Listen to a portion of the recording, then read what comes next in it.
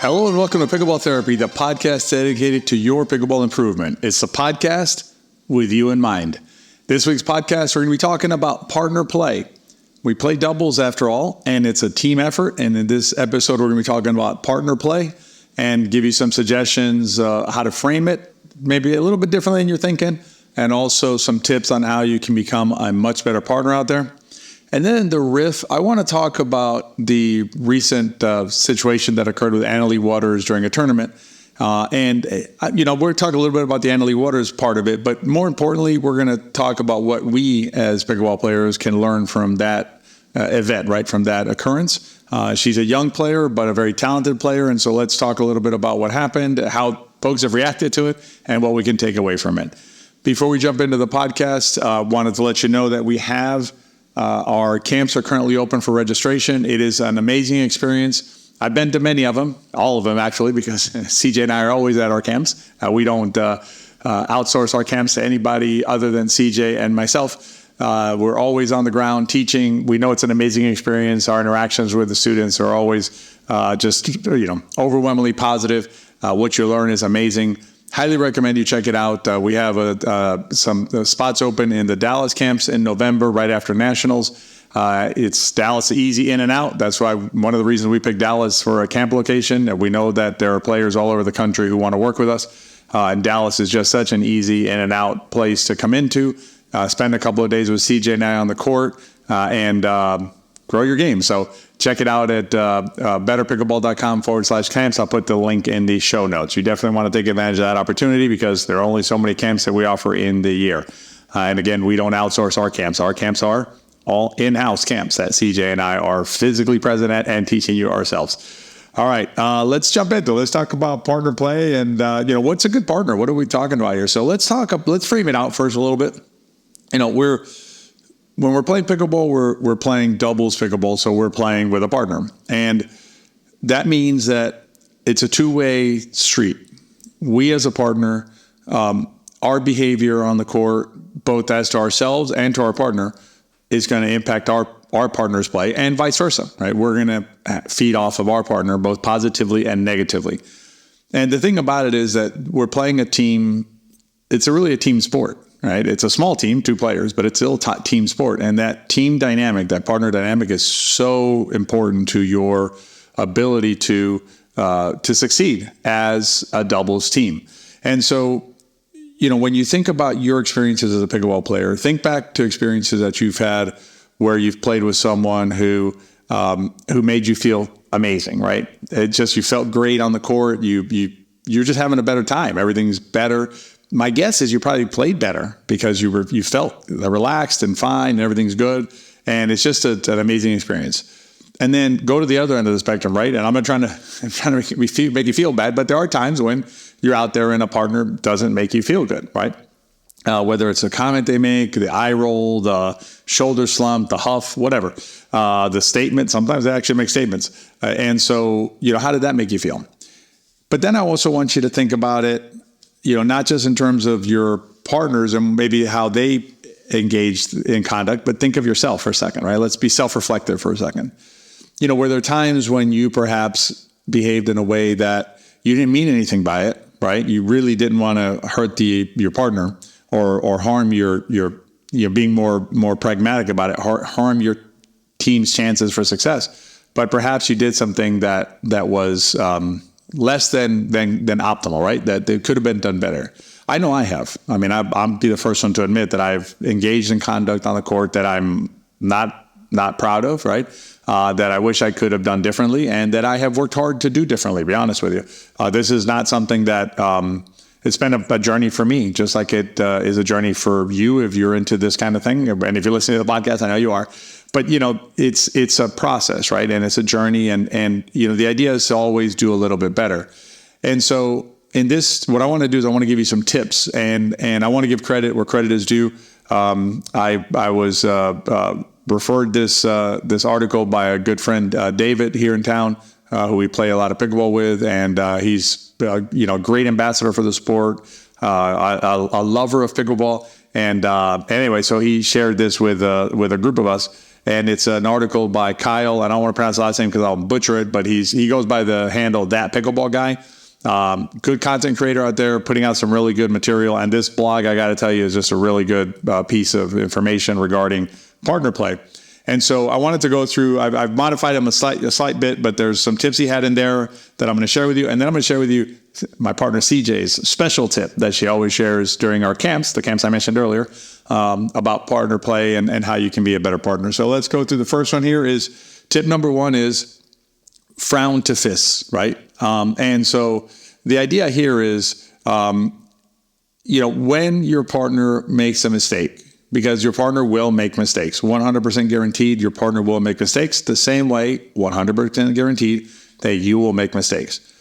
What you're doing is you're preparing yourself mentally to say, okay, when my partner makes a mistake, which again, 100% will happen, instead of frowning or doing fill in the blank on anything else, eye roll, huff, shoulder drop, whatever it is, you are going to fist or fist bump, right? You can use anything you want, paddle tap, fist bump, pat on the shoulder, depending on your relationship, whatever it is. You're going to basically change your reaction from the negative type reaction, right? The frowny kind of reaction to a positive reaction, paddle tap, fist pump, something like that. And here's the thing. There's actually been research done on this where physical contact between players on a team, I don't remember exactly the sport. I think it was basketball, but they did a study on it and they concluded that physical interaction between teammates improves performance. So this is a really good technique where you can A, avoid the negative, and B, spin it into an actual positive to help you and your partner out on the pickleball court. The next tip I want to give you is it's focus forward. And so the way Kyle talks about this is think about it in terms of, let's say your partner hits a shot that makes no sense, right? Just a shot that you're like, what in the world were you thinking kind of shot, right? That's what's going through your mind. What in the world were you thinking there, partner, with that shot? So some players will, and this goes to both the nonverbal and verbal communication. Some players, the shoulder slump tells your partner, what were you thinking there? It's communicated through the shoulder slump. Sometimes it's verbally expressed, like, why would you hit that shot there? Why did you go there? That's backward looking, right? So the idea of being forward focused is to suggest something different. And I'll tell you what I do. For instance, is I will, like, let's say I'm playing with someone and our partner and we're dropping the ball, third shot dropping it, and it's succeeding. And then all of a sudden they'll drive the ball and miss, or it just breaks the rhythm of the rally. One approach would be to say, well, why'd you drive that one? That doesn't make any sense. We've been dropping it. Let's, okay, that's probably not going to be productive. A better approach would be to say something like, next time we get a serve, to tell our partner, okay, let's go back to, I use the phrase chapter 1 pickleball. Chapter 1 pickleball. So chapter 1 pickleball is my shorthand for me, which basically means let's go back to basics.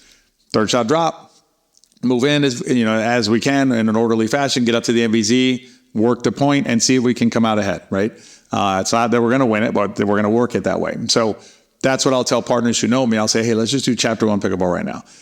And that'll then reframe it, focusing forward on the next rally as opposed to harping on what happened the last rally. So that's a really good tip. Tip number 3 is to cheerlead, right? I think Kyle used the term become a hype man or hype person. I'm fine with that, but cheerleading I think is a better way of thinking about it. Become your partner's biggest cheerleader, right? Biggest supporter, if you will. And what's important here that I put on the slide if you're watching this in the video is specifics. Specifics are very important. And I should mention to you, if you listen to the podcast on a podcast platform, that's fantastic. Please continue doing so. If you, however, you ever want to watch a video of this, that's available on the Pickleball Therapy channel on YouTube. So you just go to YouTube, search Pickleball Therapy, you'll find the channel, and you can watch it. And there's some slides behind me as I'm talking. Again, you don't need them to get the benefit of the podcast, so please continue listening to it on the podcast platform. But if you ever want to watch it, you can watch it on the channel. If you go to the channel, please subscribe. It's important. It helps us grow the channel and reach other players. But anyway, going back to specifics. So it's not just cheerleading, right? It's not just, it's fine to be like, hey, you're amazing. That's great, right? But eventually that kind of wears thin, right? Because it's just, if you're just saying that. Now, if you say something like, wow, that shot you just hit, that was a perfect angle. Or that was an amazing, 2 shots you just hit there. And I'll tell you one thing I do is, and I think this is something that changes over time, right? As you do this more, you'll see it better, is don't just reserve the compliments for when you win, right? And that's something that players will do, right? If you hit a winner, no matter how the winner is, oh, great shot, right? There are times when you lose a rally, many times I would say, when you lose a rally, when your partner played outstanding. An example would be you're on the serve side, and if you're in our pickleball system, if you're not, please join us sometime. You're really going to like it. But if you're in the system, you already know this. There's positional advantage, disadvantage. So if you're on the serve team, you're in the positional disadvantage position. Your partner may have played an amazing rally, but you still lost a rally because you're supposed to lose a rally. Again, concept you'll understand better inside the system. But the point of it is this. Your partner may have hit 2 or 3 really good like battle shots that just worked and worked and worked, but you lost. You can still tell your partner, the way you defended that third shot or the second shot was amazing. Wow, I can't believe you dug that ball. Things like that. So maybe not, I can't believe, right? But wow, that was a great dig. Be specific is the point when you cheerlead your partner, and cheerleading your partner is really going to help them out.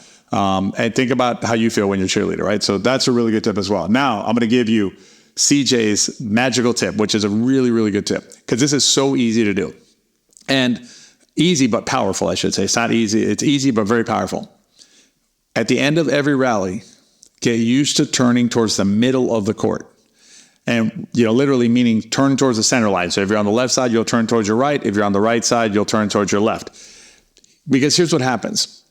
When you turn away, so outward, it is possible, even though you may not mean it at all, that your partner will interpret your turn as disappointment or as you're let down by something that they just did. The way to avoid that potential miscommunication is simply to get used to turning towards the middle every single time. And I'm gonna be honest with you, I have not yet fully implemented this. And now that I'm thinking about it, the way I'm expressing it and the way I'm talking about it with you here, that is gonna be my focus next time I play. If I turn to the outside, I'm gonna notice it and I'm gonna say, I didn't do what I wanna do. Next time I'm gonna turn to the middle. So that eventually it just becomes a force of habit. I don't have to think about it. I turn to the middle every time, no matter what. Even if I have to do a 360 to get to the ball, right, or 270 or something to go outside to get to the ball, I'm going to turn to the middle because you'll have better partner communication there. And I'm going to give you a bonus one here. I don't have a slide for it, but I'll give you a bonus on it here. Eye contact. Turning to the middle, eye contact with your partner with a little bit of smile, and then you join that with like the fist bump, paddle tap, compliment, cheerleading kind of thing. You're knocking it out of the park as a partner. And what I wanted to leave you with on the idea of the partner being a better partner is that, again, going back to how we started, this is a team sport. You're playing a team sport. And I'm going to give you an example of a situation where we need to, we survive, we win and lose, we live or die, whatever you all look at it, as a team, right? Both the good and the bad happen to us as a team. And an example that comes to mind, or a situation that comes to mind that's pretty common, is invariably we're going to lose games. That's just part of this process, right? Part of this thing that we do, okay? So sometimes what will happen is we will lose a game and our team will lose a game and we will have missed the last shot, right? We get a simple ball and we dump the dink into the net or something. We're just like, oh my God. And it's like our fault that we lost. What we lose sight of is the other, great rallies and points that we scored because of the great work that we did. And it's the same thing with our partner. If our partner missed that one shot that we're like, oh God, well, I'm going to bet if you really thought about it, there's probably like 5 or 6 or 7 or 8 or 20 really good rallies that your partner is the one that was the key, right? The anchor to that rally. And so focusing so much on the one shot or the one mistake by one is not productive, right? But it's also not fair because it's not really seeing the big picture of everything that happened during a game. So it's a team sport. Remember these tips. Start applying them, right? Pick one, the one that most resonates with you. And for me, like I told you, it's right now it's turning to the middle. I already do the cheerleading with specifics. I've been doing that for a while now. So that's one that I've been doing, frankly, for a reasonable amount of time. I'm pretty good at that. And I think it's super important. But my point is, turning to the middle is my focus. Find one that helps you and do that for yourself. All right, we're going to do the riff in a second on Annalie Waters Hysterics. Before we do that, I wanted to remind you about the Tylor shoe code that we have. It's BP, as in Better Pickleball, right? BP10. Use that code, you get a discount. And I've mentioned this before, but it helps us out if you remember to use the links and codes that we have with our product partners. And when I say product partners, I want to be clear about something. We do have affiliate relationships with these partners, but we don't partner with just anybody. I mean, we get requests all the time to partner on affiliate or promote products or do product reviews and things like that. We turn down pretty much all of them, actually all of them, except for the ones that we actually use. So like Tylor is a company that, we've known that company for 3+ years now. CJ and I wear those shoes when we play pickleball, when we're coaching. We believe in the shoes. We know they're good shoes. So if we recommend it to you, it's because we use it as well. There is a code that then helps us out in providing this kind of content to you. So please use the link in the code if you decide to use one of the products that we are partnered with. And again, Tylor Shoes, fantastic shoes. It's the ones that we trust. So we highly recommend them to you if you're looking for shoes. All right, let's jump into the riff. So what happened was, and you may have already seen this if you're in tune with what's the goings on the pro circuit. There's a lot of commentary about this. But what happened was, Annalie Waters is the most dominant force. I don't want to overstate it, but she may be the most dominant player that pickleball has ever seen in her, in her lane, right? In women's, she's a woman player, right? But in her lane, she's the most dominant player in the sport, probably in the history of the sport. I mean, Scott Moore had a good run, and Rika Ruiz had a good run, but I don't know that anybody has done what she's done at this level consistently, right? She's winning mixed, she's winning women's doubles, and she's winning with her partner, obviously, and a mix as well. And she's winning singles by herself. So triple crown after triple crown at the top level of pickleball. So again, an amazing player.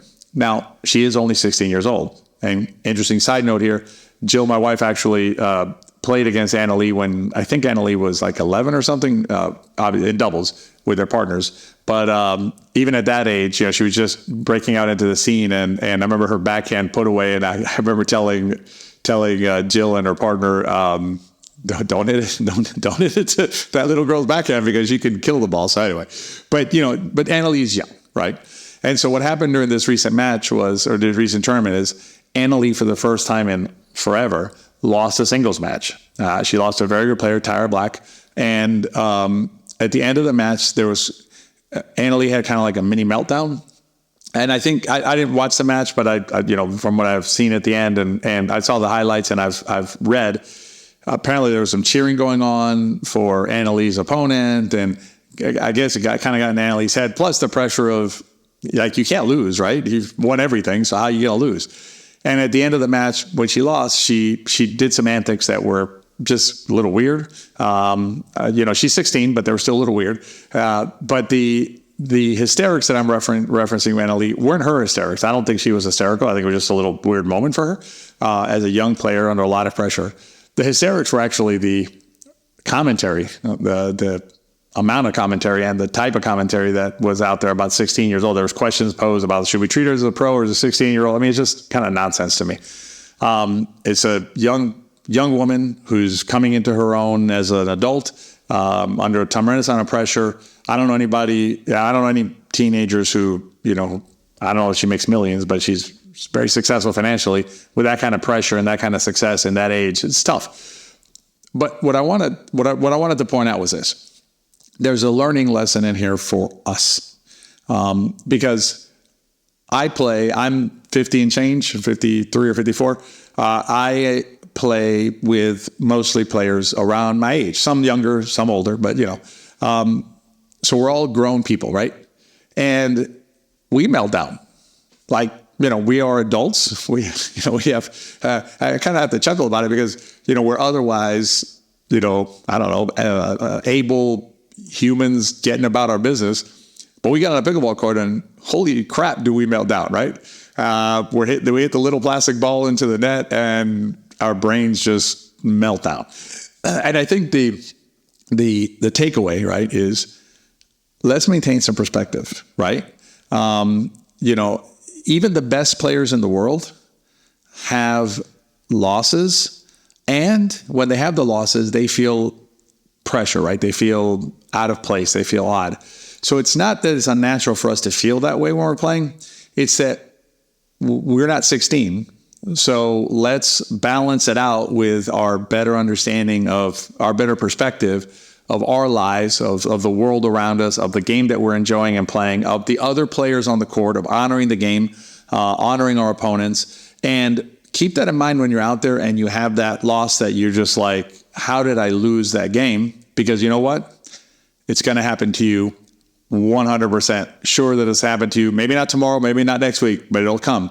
And when it comes, if you're ready to deal with it by maintaining that better perspective, you won't have the meltdown on the court. All right, so that is this week's podcast. Hope you enjoyed it. As always, please rate and review the podcast if you're so inclined. If you like the podcast, it helps us reach other players and lets them know that, hey, this is something that maybe you should check out. And share with your friends, because if you like the podcast, I'm going to bet they will too. I hope to see some of you in the Dallas camps. I'll talk to you before then, but I'm still hoping to see some of you at the Dallas camps coming up in November. And other than that, have a great week, and we'll see you next time.